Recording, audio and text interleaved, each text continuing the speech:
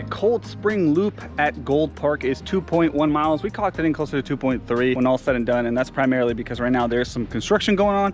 You have to do a little bit of walking before you get to the actual trailhead. Elevation gain, it says 700. We clocked it in at 800, but there are some pieces where you're going slightly up and down, right? It adds up. So I would account for about 800. And really the hard part of this hike is just, it's a short hike. So short and steep all the way up. Kid friendly, yes, you just gotta be a little bit careful, and I'll touch on that in a second. And it is dog friendly as well, dogs on leash. How to get here, you'll find it very easily on Google Maps. I'll put up a little screenshot here of where we parked, and then you walk down, shares the trailhead with Tangerine Falls Trailhead to here on Google Maps. It kind of the loop trail itself. Now let's get into those details, which is really what I want to talk about today. As I mentioned before, right now you have to do a little bit of walking to get to the trailhead, so just plan for a little bit more on top of the regular trail. There is a small river crossing, so if you have dogs like I do, I had to carry mine across. Something to think about as you come prepared for this hike. A majority of this has the sounds of water or river. It's just fantastic, especially on the west side as you're looking at the trail here. The east side has better views facing Santa Barbara. The west side is just that water. Really, really beautiful.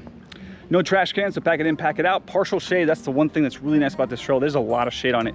Even right now, midday, it's warm. There's a lot of places you can stop and catch your breath. I would recommend you wear pants as it's very overgrown in many areas of this hike. Careful with kids and ledges. Yeah, there's a couple places here where it's a little scary. Nothing to, you know, be scared about, but as you have little kids and stuff, just make sure you're holding on to them. As I mentioned at the very top, there's fantastic views. You can see the Channel Islands from up here. And the last point here is I really recommend you do this clockwise. If you go counterclockwise, you're gonna get to the viewpoint faster. Climb is not nearly as fun. You'll have to look back to make sure you're looking towards Santa Barbara. You do get to, again, to the viewpoint faster, but I recommend you take this clockwise. You start down here, you work your way up. There's some switchbacks, you see some waterfalls, so the river crossing is absolutely beautiful.